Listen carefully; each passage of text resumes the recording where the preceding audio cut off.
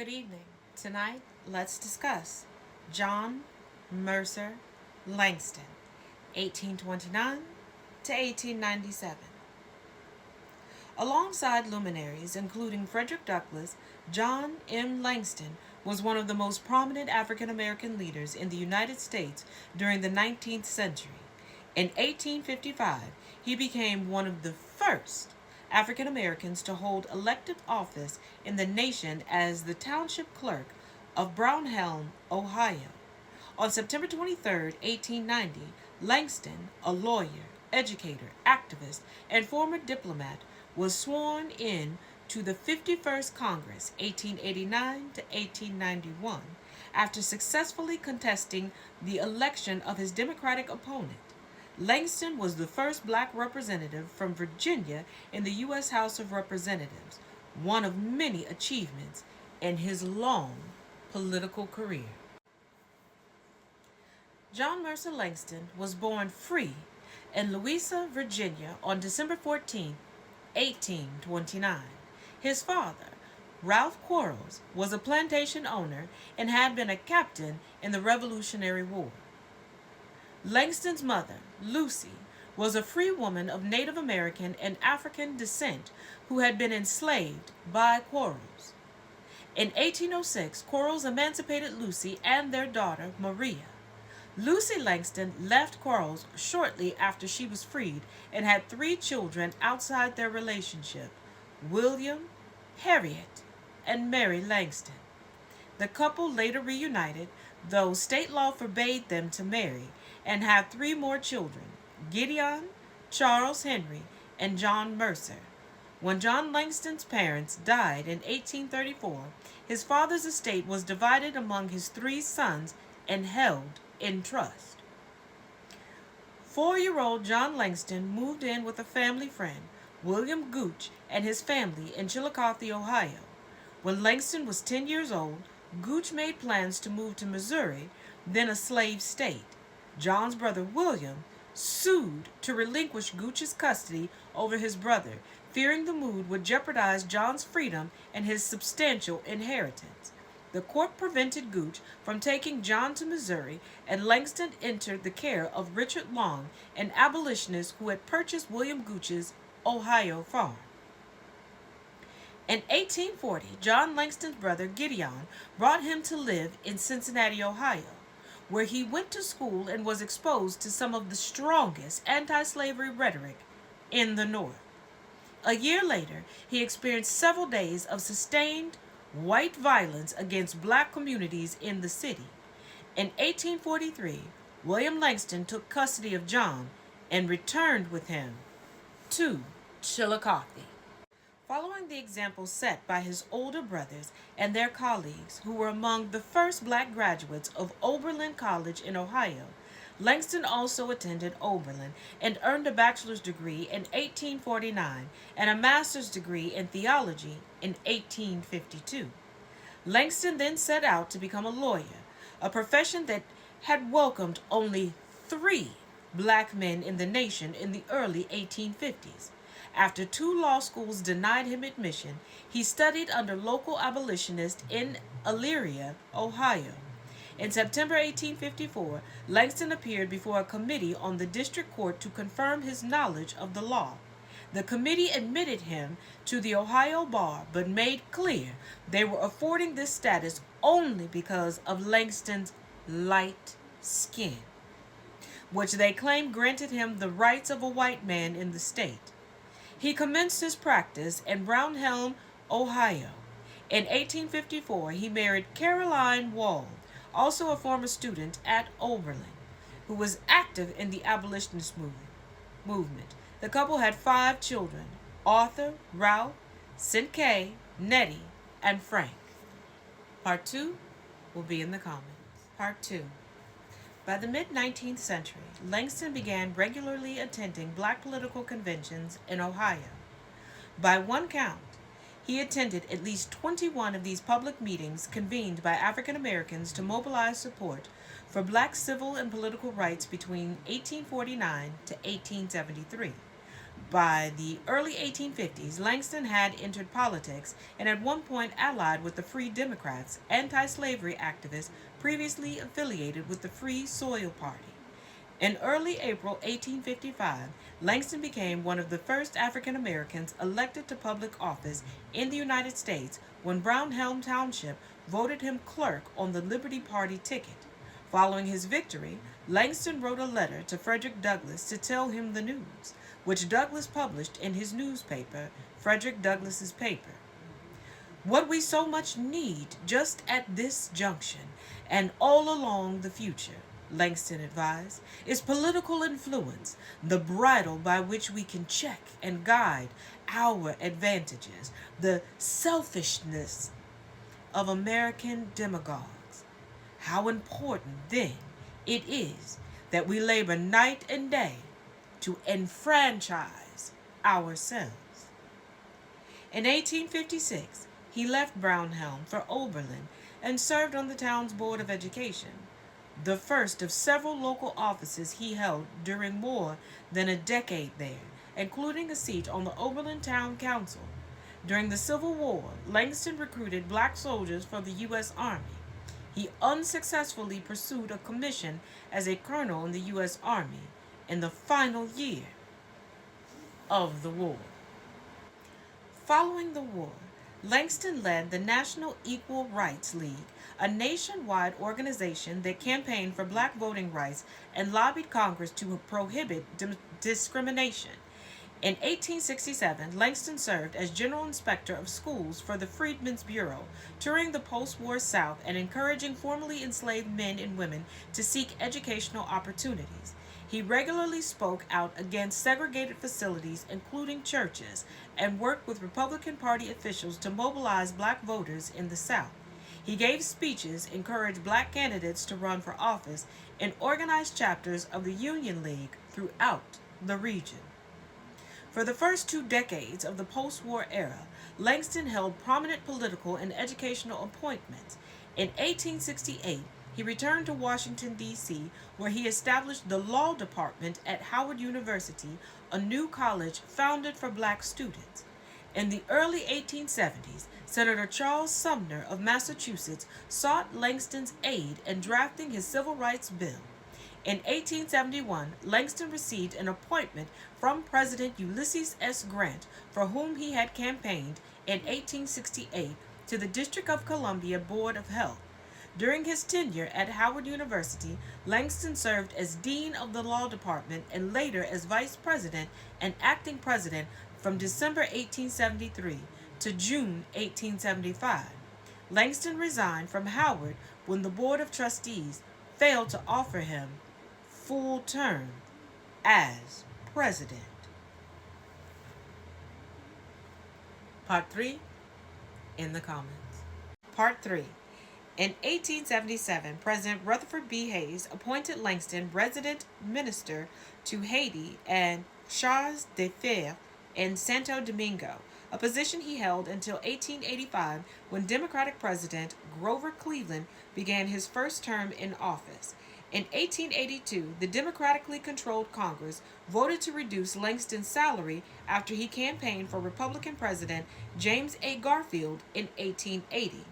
Following his departure in 1885, Langston petitioned the U.S. Court of Claims for more than $7,000 withheld from him during his service. The U.S. Supreme Court ruled in his favor in 1886. From 1885 to 1887, Langston served as president of the Virginia Normal and Collegiate Institute in Petersburg. He left when the college's board of governors fell into Democratic hands. Langston settled in South Central Virginia and became active in the community.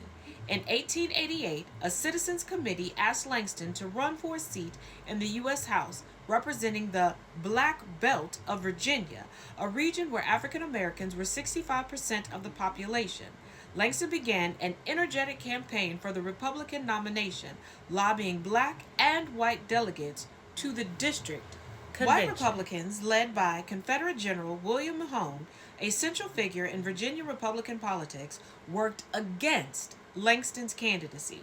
Mahone used his formidable influence with black and white Republicans in the district, cultivated by the distribution of patronage positions, to hold a district convention that excluded Langston's supporters and nominated white candidate Judge R. W. Arnold. Langston appealed for support from the National Republican Executive Committee to no avail, but the National Party also did not respond to Mahone's request for campaign support during the race. Langston, who ran as an independent Republican against both Arnold and the Democratic nominee, methodically canvassed the district. He invested $15,000 of his own money into the campaign to purchase a meeting hall and hire organizers. He also benefited from the support of local women's clubs established to back his candidacy. Langston's Democratic opponent, Edward Venable, refused to divide time with him at public meetings throughout the campaign. Moreover, because Langston's candidacy as an independent Republican threatened to divide the Republican vote, several prominent African Americans came out against him. By the 1880s, Langston and Frederick Douglass clashed over political arguments that increasingly turned personal. As the election neared, Douglass wrote a letter denouncing Langston's candidacy as detrimental to the goals of the Republican Party, and the Mahone faction spread copies throughout the district. On Election Day, Langston dispatched supporters to monitor every district for fraud or irregularities. His lieutenants instructed voters to say Langston's name after voting as evidence of their support.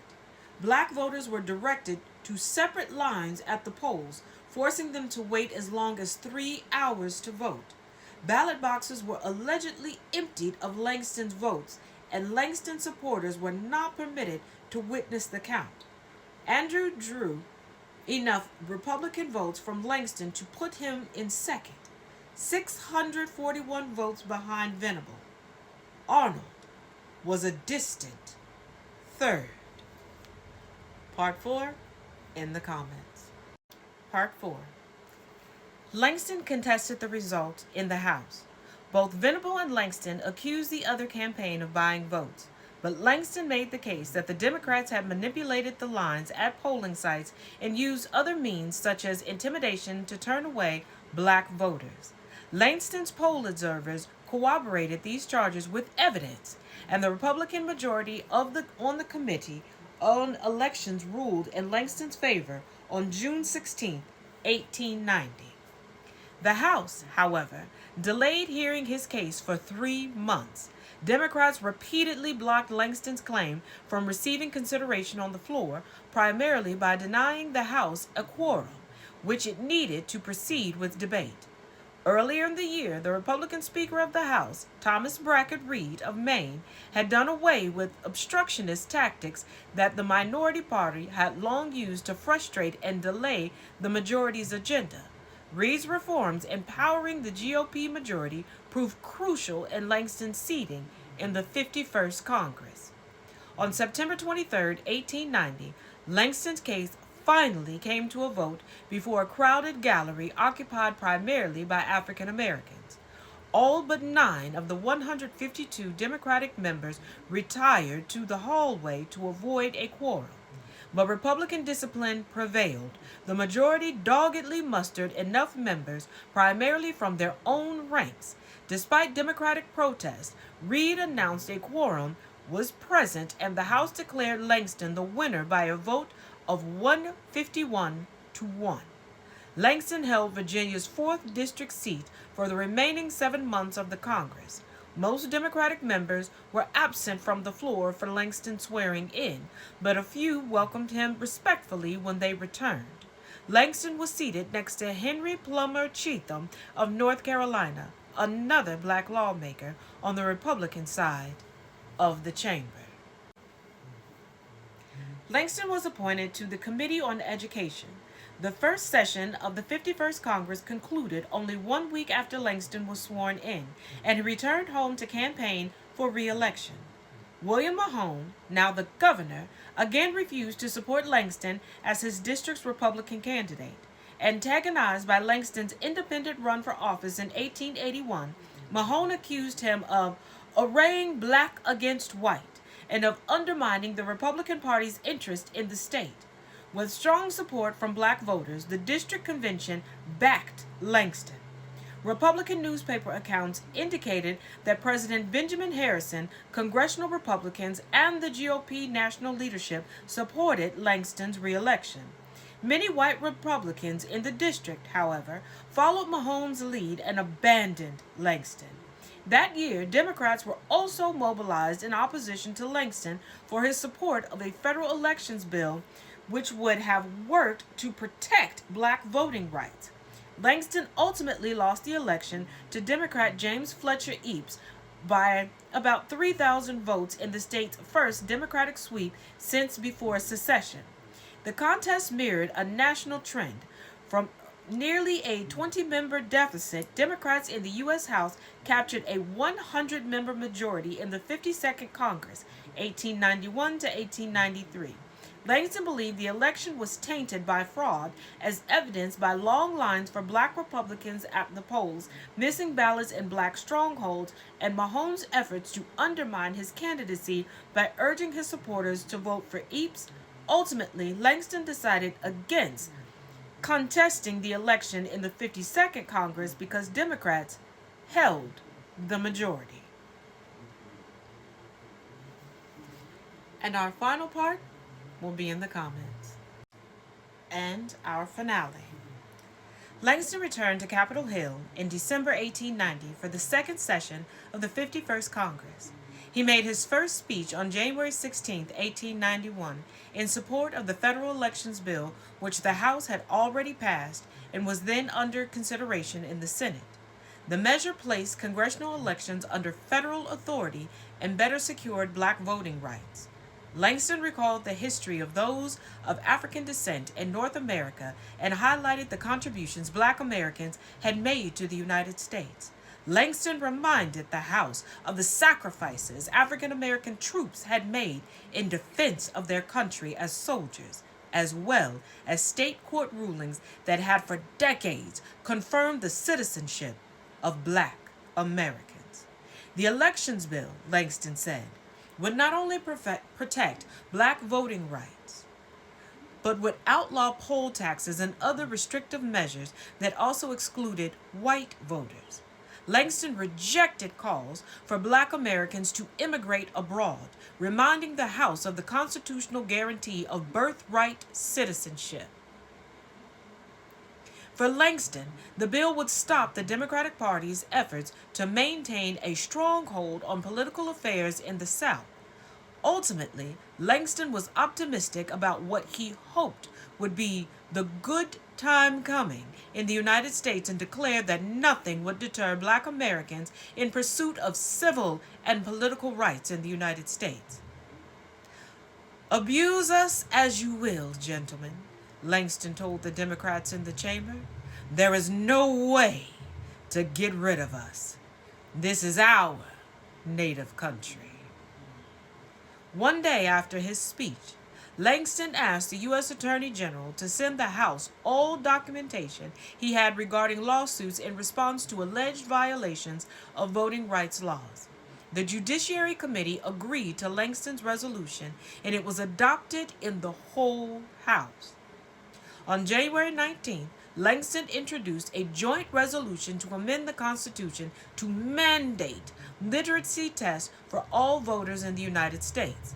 Langston sought to make this a federal requirement to undermine state efforts designed to deliberately restrict black voters.